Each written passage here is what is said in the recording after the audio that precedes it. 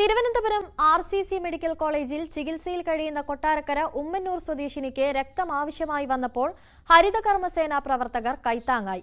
ഉമ്മന്നൂർ ഗ്രാമപഞ്ചായത്തിലെ 8 ഹരിതകർമ്മസേന അംഗങ്ങളാണ് രക്തം നൽകിയത്. സംസ്ഥാനത്തിലെ മുഴുവൻ ഹരിതകർമ്മസേന അംഗങ്ങൾക്കും മാതൃകയായി മാറിയിരിക്കുകയാണ് ഇവരുടെ പ്രവർത്തനം. കൊട്ടാരക്കരയിൽ നിന്ന് S വിനീഷിന്റെ റിപ്പോർട്ട് കാണാം. വീടുകളിൽ നിന്ന് പ്ലാസ്റ്റിക്കുകൾ ശേഖരിക്കുക മാത്രമല്ല, ജീവൻ നിലനിർത്താനും തങ്ങളെക്കൊണ്ട് സാധിക്കും എന്ന് തെളിയിച്ചിരിക്കുകയാണ് ഹരിതകർമ്മ സേനാംഗങ്ങൾ. നമ്മളുള്ളത് കൊട്ടാരക്കരയിലെ ഉമ്മന്നൂർ ഗ്രാമപഞ്ചായത്തിലെ ഹരിതകർമ്മ സേനാംഗങ്ങളുടെ കൂടെയാണ്. വാർഡ് മെമ്പർ നമ്മളോടൊപ്പം ചേരുകയാണ്.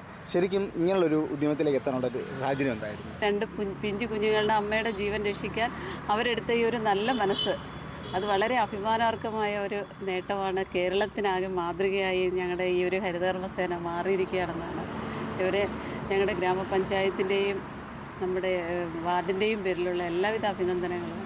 ശരിക്കും നമ്മുടെ എങ്ങനെയായിരുന്നു ഒരു അറിയിപ്പ് കിട്ടിയത്? ഇങ്ങനെ ബ്ലഡിന് ആവശ്യമായിട്ട് അറിയിപ്പ് കിട്ടിയത് ഈ കുട്ടിയുടെ ഭർത്താവ് എൻ്റെ കൂടെ പഠിച്ച ആളാണ്.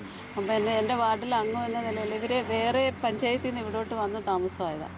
അപ്പോൾ എന്നെ വിളിച്ചിട്ട് പറഞ്ഞു, ഇതുപോലെ ബുദ്ധിമുട്ടുണ്ട്, മെമ്പറെ ഒന്ന് സഹായിക്കണമെന്ന് പറഞ്ഞു. അപ്പോൾ ഞാൻ ഉടൻ തന്നെ പല സംഘടനകളെയും വിളിച്ചു.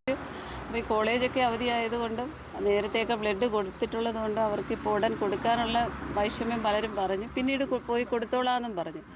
പക്ഷേ സമയത്ത് ബ്ലഡ് എത്തിക്കാൻ എനിക്ക് ഉറക്കമില്ലാതായി. കാരണം ഒരാളൊരു കാര്യം ആവശ്യപ്പെട്ടാൽ അവരെ സഹായിച്ചില്ലെങ്കിൽ എനിക്കത് വലിയ ബുദ്ധിമുട്ടാണ്. അപ്പോൾ ഞാൻ ഇങ്ങനെ ഊണിലും ഉറക്കത്തിലും എല്ലാം പലരെയും വിളിച്ചുകൊണ്ടിരുന്നു. അപ്പോൾ എനിക്കുള്ള മനസ്സിൽ തോന്നി, ഇവരോടൊന്ന് സംസാരിച്ചാൽ എന്താണ്. അങ്ങനെയാണ് എൻ്റെ വാർഡിലെ രമ്യയും ബിന്ദുവിനെയും വിളിച്ച് വിവരം അറിയിച്ചു. അവർ പല നല്ല സൽപ്രവർത്തികളും നമ്മുടെ വാർഡിൽ കുട്ടിയുടെ സ്വർണ്ണം ഉൾപ്പെടെ കിട്ടിയതുൾപ്പെടെ എടുത്ത് മാതൃക കാണിച്ചിട്ടുള്ള 2 ഹരിതകർമ്മ സേനാംഗങ്ങൾ, അതുപോലെ പഞ്ചായത്തിലെ മുഴുവൻ പേരും, അവർ 40 പേരോളം ഉണ്ട്. അപ്പോൾ അവരോട് ഞാനിത് പറഞ്ഞപ്പോഴത്തേനും പറഞ്ഞ്, മെമ്പറെ ഞങ്ങൾ 5 മിനിറ്റ് കഴിഞ്ഞ് തിരിച്ച് വിളിക്കാമെന്ന് പറഞ്ഞു.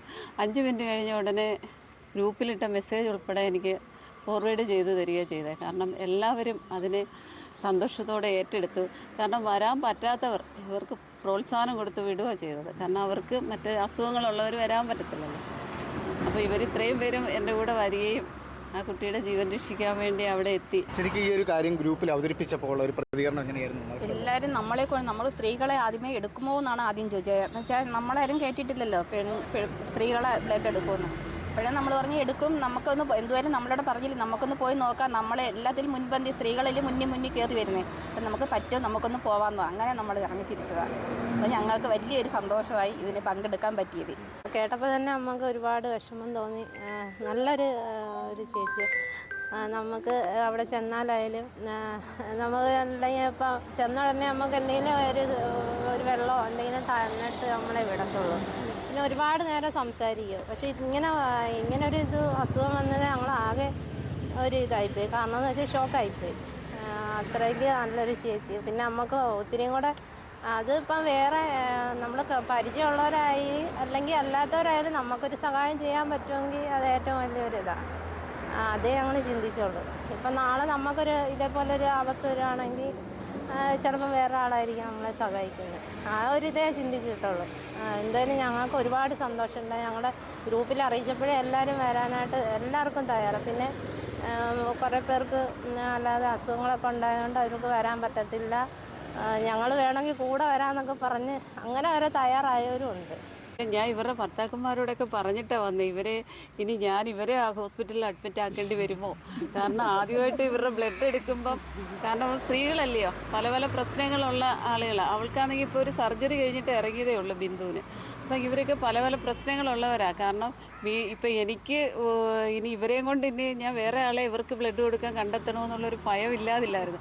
പക്ഷേ ഇവർ പൂർണ്ണ ആരോഗ്യത്തോടുകൂടെ നല്ല ആർജവത്തോടുകൂടെ അവർ തിരിച്ചു വന്നിരിക്കുക. രക്തദാനം മഹാദാനം എന്ന് തന്നെ ഇവർ വീണ്ടും തെളിയിച്ചിരിക്കുകയാണ്. S Vineesh, news 18 Kottarakkara.